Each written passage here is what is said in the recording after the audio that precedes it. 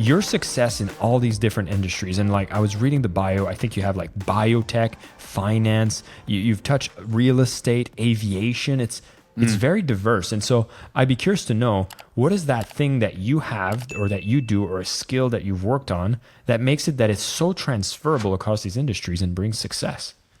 That's a very good question. I think that we overcomplicate business, right?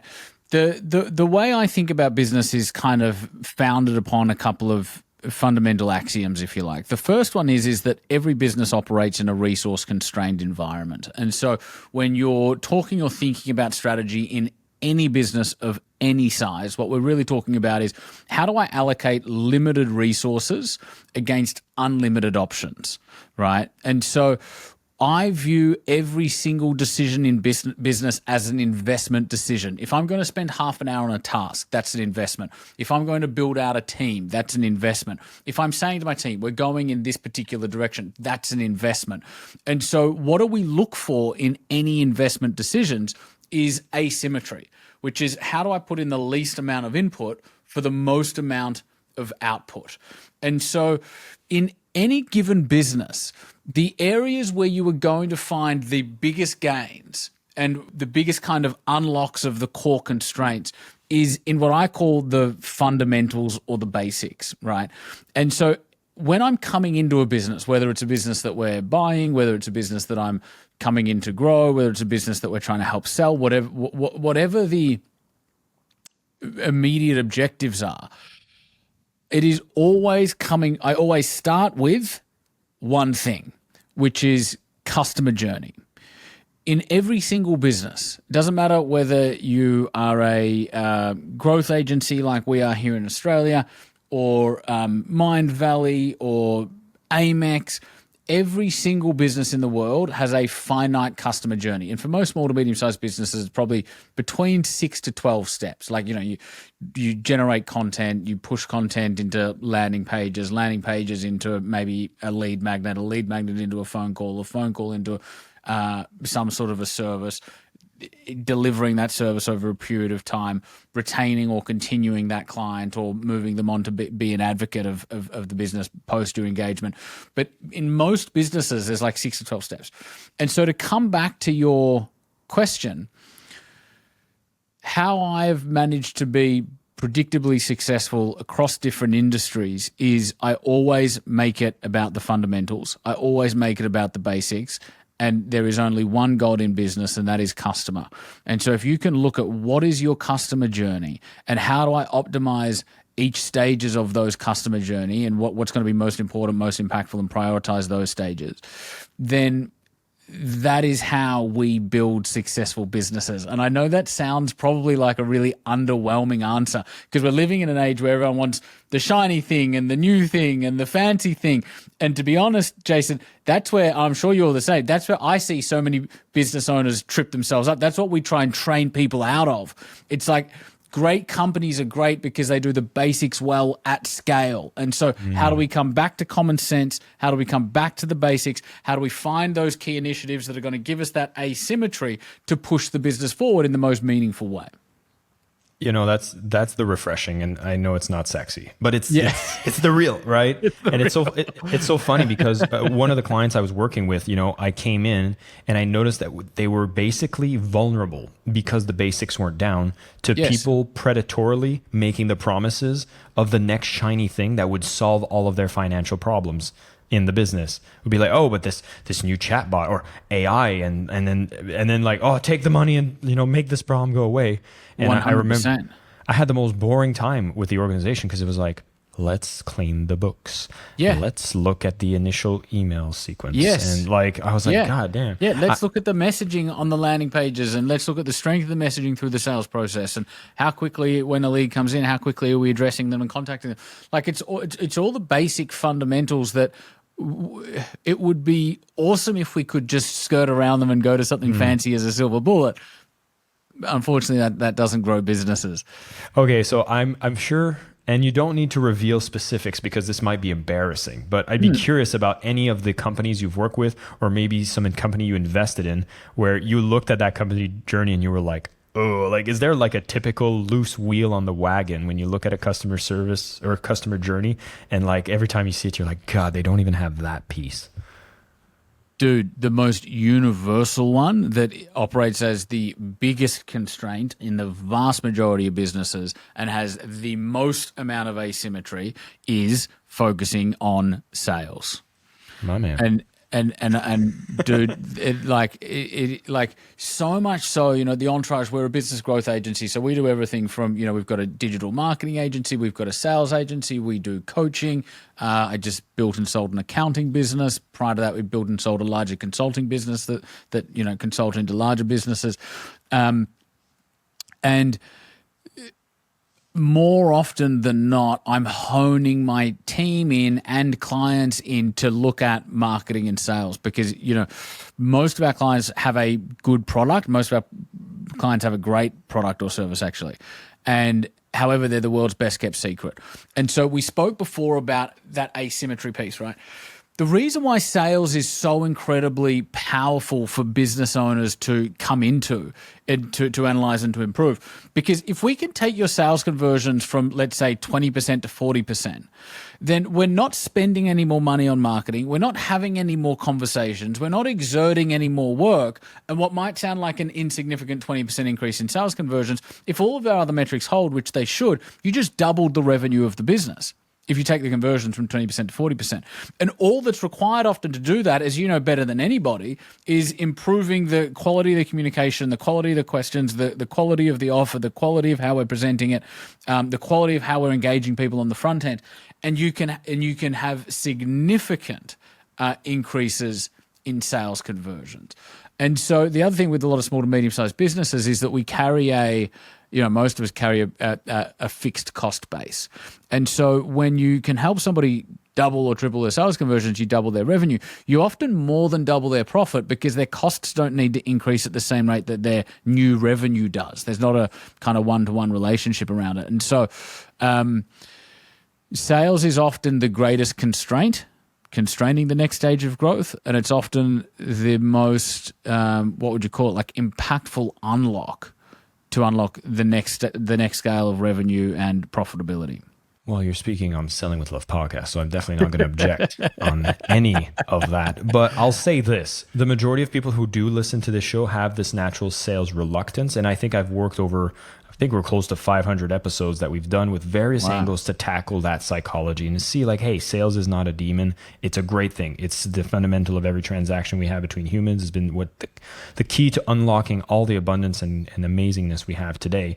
I mean, that's my thesis. But what sometimes is not as spoken about on the show is understanding that, oh my God, like a 20% to 40% for some might be a mental possibility block. Like, can that really be done? And if you're going to be on this conversation and someone's listening to it and be like, I'm down. Okay, well, what would be some of the maybe faux pas that I could be doing in my current customer journey that would make it so that I'm just throwing money away?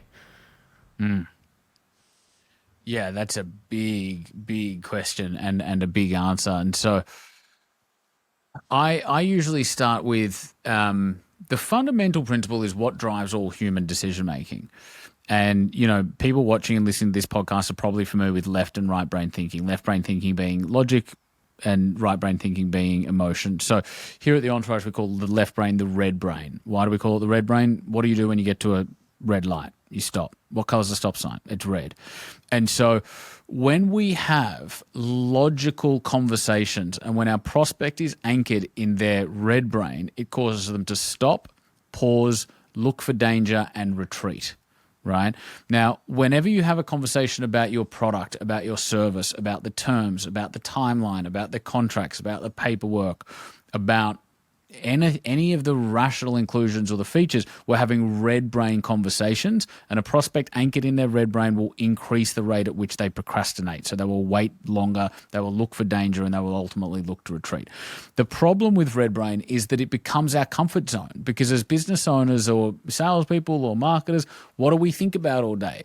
Unfortunately, the answer isn't the customer. What we think about all day is our product or service. And so we come into any sales conversation talking about what we're comfortable talking about, which is the product or the service.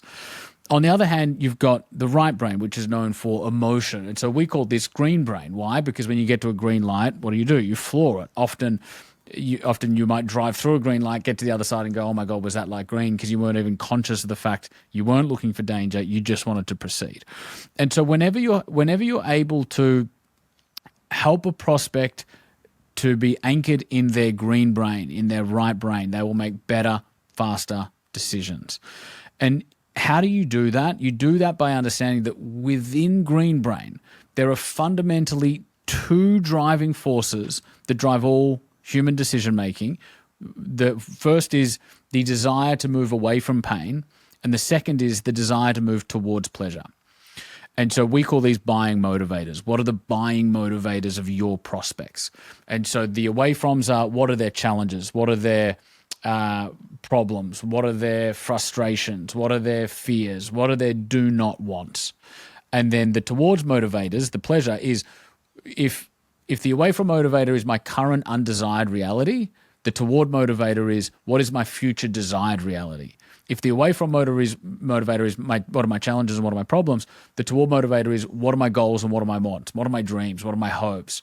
What are my do wants, right? And so when you can start to communicate absolutely everything about your product or service through that lens of from to, where are you leading me from? What pain are you helping me to avoid? Where are you leading me to? What pleasure are you helping me to attain? Then your product or service, you're no longer having a one-dimensional conversation about your product or service. You're only talking about your product or service in the context of where you're leading me from and where you're leading me to. So your product or service just becomes a conduit to solving the customer's problems and helping the customer achieve their goals. Now, that might sound like a pretty fundamental shift, and it is. But if I was to audit the websites and the sales conversations of a lot of people listening right now, what we would find is one-dimensional red brain conversations about their product or service, and it would be devoid of green brain. And so what we need to understand is people buy emotionally and justify logically. And so the more we can integrate green brain communication around the red brain stuff, because you do need red brain stuff. People need to know the basics. They need the logistics, right? What am I buying? How much is it? When am I getting it, right? So it's not about, red brain isn't the enemy. It's just that we're red braining ourselves out of sales because we're having one-dimensional conversations that are completely rational, and the green brain isn't activated. If you could, like we've had e-com businesses that we've taught that principle to, and we teach it over a day. But they go home that night. There's one brand I'm thinking of, a brand called Style Runner here in Australia.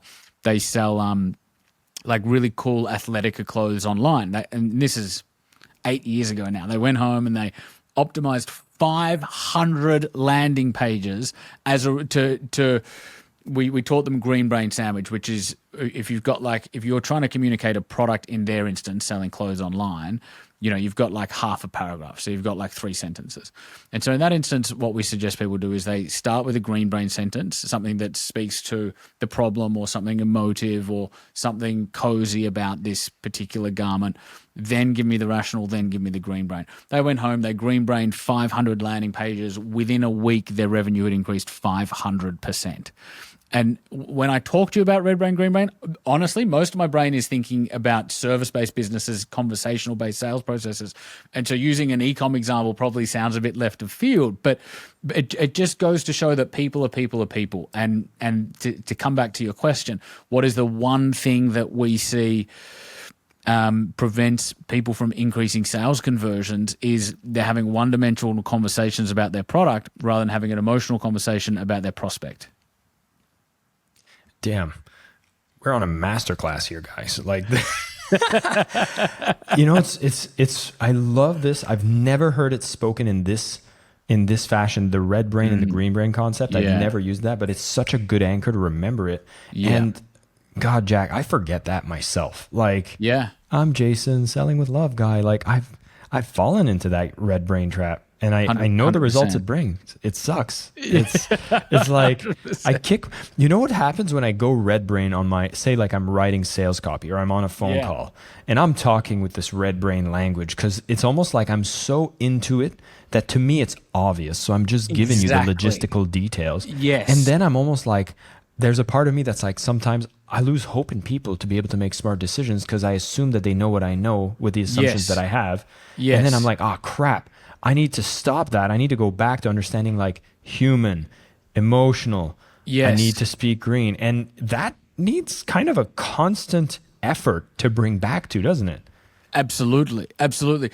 But man, what you just said is so pertinent, which is it's easier to speak in red brain. It's easier to default to that. And the reason is we assume every business owner watching this right now, or every salesperson or marketer, obsesses so much about the product or service that they're trying to get in front of people, that we assume, I tell you about the product, the prospect is going to be able to extrapolate that to the problems it solves and the goals or the outcomes it helps them achieve. And they can't, and they don't. And even if they could, they still probably wouldn't, because they're busy and they're not thinking about you as much as you are. You know what I mean? And 100%. And so we forget. And so it's that whole, I went into a tech business recently, hugely successful business.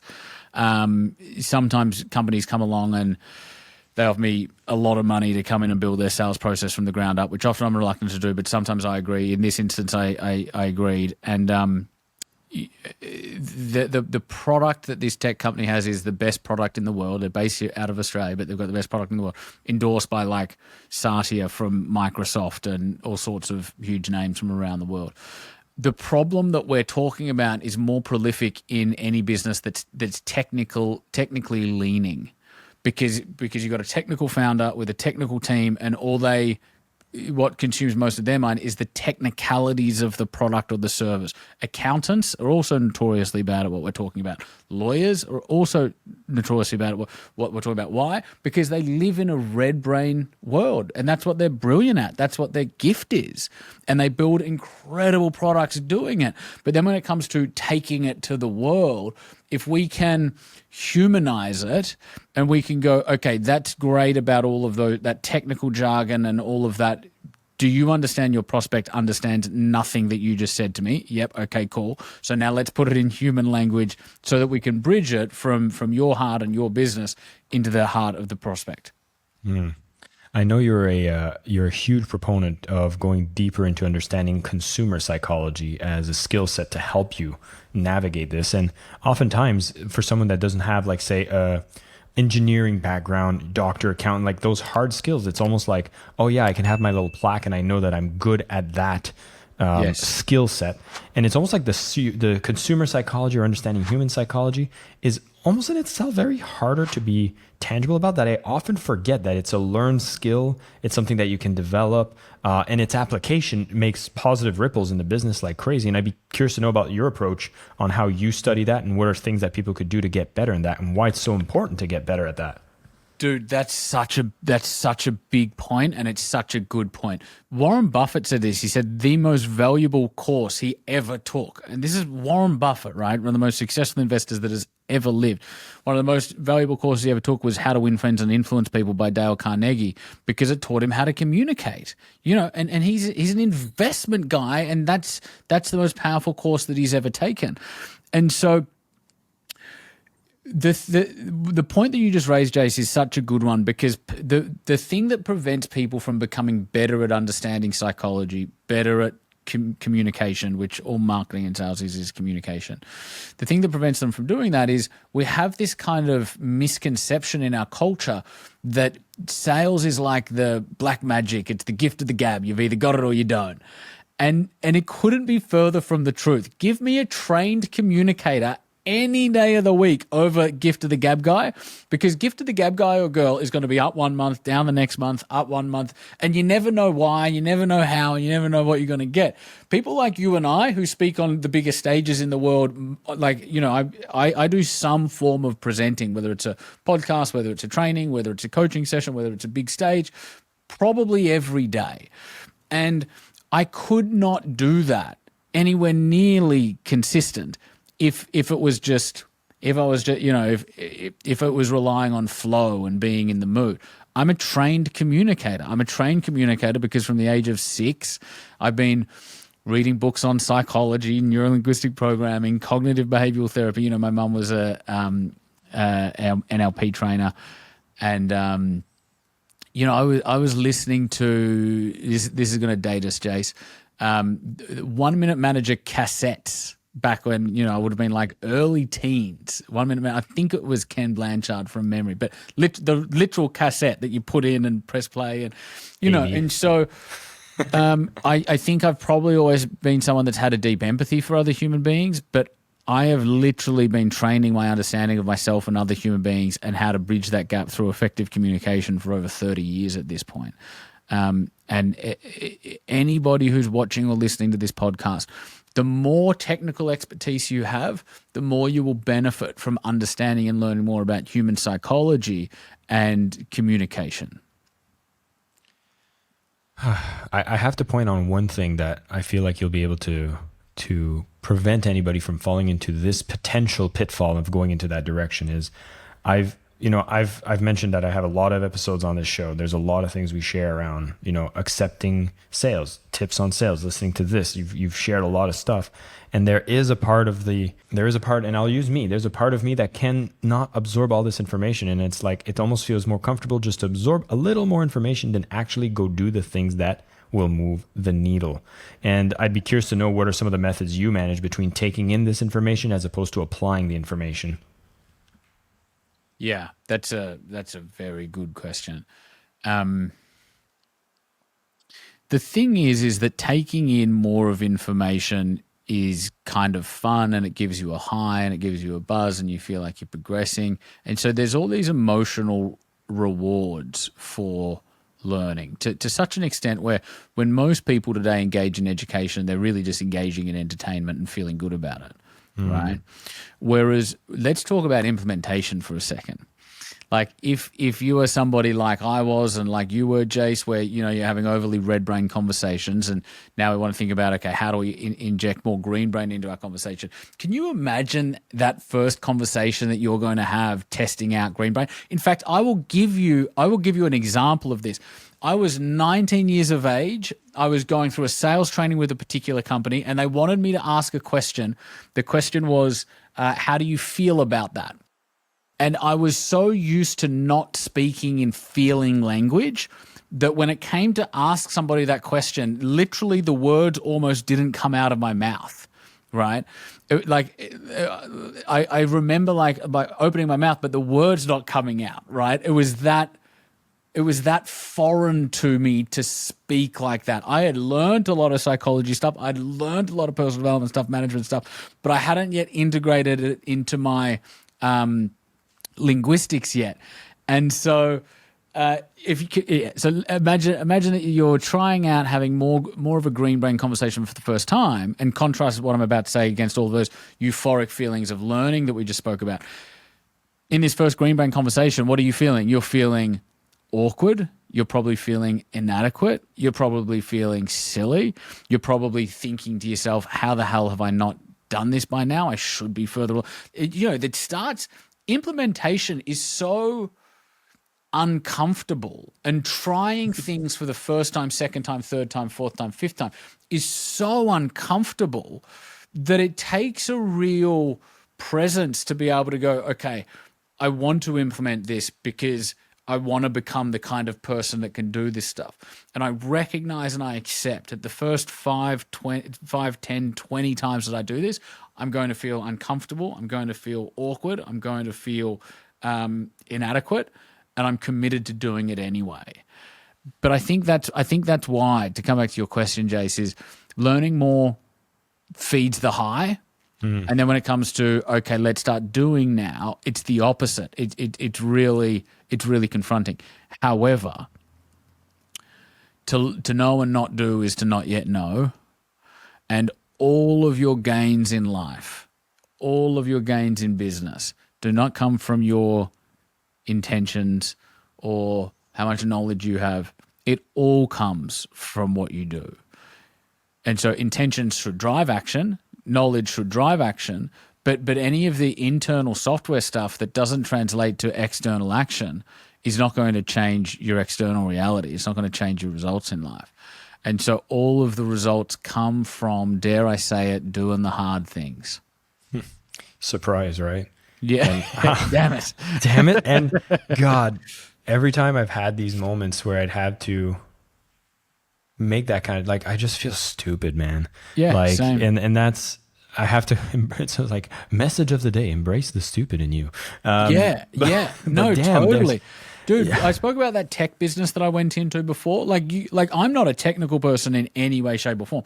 And this is the thing is we all have places where we skew, where we have natural strengths. And the areas that we're talking about are probably my natural strength. But when it comes to tech stuff and like the more red brain stuff, I'm illiterate with that kind of stuff, right? And so I think this is the other thing that's really important for people to understand and is quite cathartic when I kind of remind myself of it is we are all bad at a lot more than what we are good at. And so just recognizing that it sort of gives you permission to suck at something for a little while you get the reps in to become better. Yeah. Yeah, I'll confess a problem of mine, Jack, which is I'm all right at a lot of stuff. Like I'm all right. Like, can I put together a landing page? Yeah, I'm all right. Can I draft together an email? Yeah, I'm all right. You're an entrepreneur. Generally speaking, how entrepreneurs are, right, is we're kind of generalists. Yeah. But it gets me into trouble because sometimes like I get really excited about something that I should really not be doing. And I'm working with a team and like there's a part of me that gets to that emotional, call it maybe this is the green brain, or I'm probably using this incorrectly, but there's times like, for example, I'm so tired of this damn software that's like not giving me what I need or implementing. So I'm like, I'm going to go find, new software. Let's start up a trial account. Oh, I can probably build something together. Oh my God, like 4 hours went down the drain. And I have a tech person that her job is to find the platform. And I got swung away. And that's like kind of a bit of the shiny syndrome stuff. Yeah, but, absolutely. Is that like... it's almost like, do I have permission to be like that? But it's not what I want. Rather, if you're finding that draw as an entrepreneur, what are some of the guardrails we should have in place so that we're not wasting time? Dude, this is a brilliant question. I was having this. I did a training with my team a few days ago on pretty much exactly this, which is to say this: anything doing in life will often involve doing hard things. And the reason most people don't achieve their goals is because most people live their life avoiding hard, right? And the reason for that is when the mind comes up against something that's hard, and or, by the way, when the mind is fatigued, right? As human beings, we're in a constant battle with fatigue. And this isn't spoken about enough, but it's either I'm coming up against something hard or I'm fatigued, or I'm coming up against something hard and I'm fatigued, which just doubles the problem. When the human mind comes up against something that's hard or if it's fatigued, what the human mind seeks to do is retreat and almost disprove wherever it is you thought you were going. It's like, that's not going to work, because it gives us permission to retreat back into what's familiar and what's comfortable. And so I think just this realization that doing hard things is important. We need to lean into hard, and that's what prevents most people from achieving their goals. And when I do, I know for a fact that my mind, because I'm a human with a head, is going to seek retreat, is going to try and prove the new way wrong, is going to develop really convincing stories for why I should quit, is going to give me really convincing stories for why I should go and chase something else that's new and shiny and easier, right? I'm looking for off-ramps, as opposed to just sticking with the main endeavor. And so what I found in my own life and my team have found is just having that realization and being able to anticipate that your mind is going to do that. Then when it happens, you're able to not indulge it, but you're able to go, oh, okay, that's that thing again. I'm doing something hard. I'm looking for a treat. That's completely normal. And you just keep going because you understand the game. Man, yeah, no, this is it. This is it. And honestly, like there's such a comfort in going into doing that seeking, because it's just like the learning part. It's just you get to have the high without the do. And so exactly. And then you do, but it's not really doing, because most of those projects that I'll go on a side tangent, like I don't even end up deploying them. I'll get to learn a little something, which can help, but it's definitely not the one thing, as we talked about, going back to the fundamentals, which kind of brings this conversation full circles because we started talking about the customer journey. That is the fundamental thing that you can start working on, and just paying attention to that. Like if you're walking away from this conversation with an action to take, like go look at that customer journey. It is the most boring thing to look at, but has the most gold that's being left there. And Jack, I think, pointed at a lot of the leverage points you can look at, whether that's the marketing piece and particularly the sales piece. And there's so much that we can do to see that improvement go up significantly. And I love what we talked about, that whole masterclass you did talking to us about the red brain and the green brain, and realizing that we will default to the red. Our customers default to the red. Red is stop. And if we want to go into the green, we have to consciously choose it, pay attention to it, and find it inside the customer journey. And we can unlock revenue potential across the board. And just the exercise you gave in e-commerce, God, I could give you some examples because I worked in the e-commerce department of the enterprise. And there were so many assumptions that people care so much about everything you do that they should figure it out themselves. They're all points of resistance, and it's affecting. And so, God, I love the chat we have. I wanted to keep going, but I am on a little bit of a time, so I'm going to leave people wanting more. And I'm going to ask you one more question, Jack, which is, you're on the Selling with Love podcast, so I have to ask you, what does selling with love mean to you? What I obsess about is, how does the human brain make decisions? And so, I think in previous generations, we spoke a lot about the golden rule: treat people as you would like to be treated. I operate by the platinum rule: treat others how they would like to be treated. How do I give this person information in the sequence and in the nature that their brain wants to receive it, so they can make better, faster decisions? And particularly if you have a product or service that improves people's lives, then you have a moral obligation to get out of your own way and stop letting ego affect the conversations that you're having or how you're showing up in the world, to actually start training yourself in communication and sales so that you can better serve. Jack, I absolutely love it. Thank you so much for coming on the show.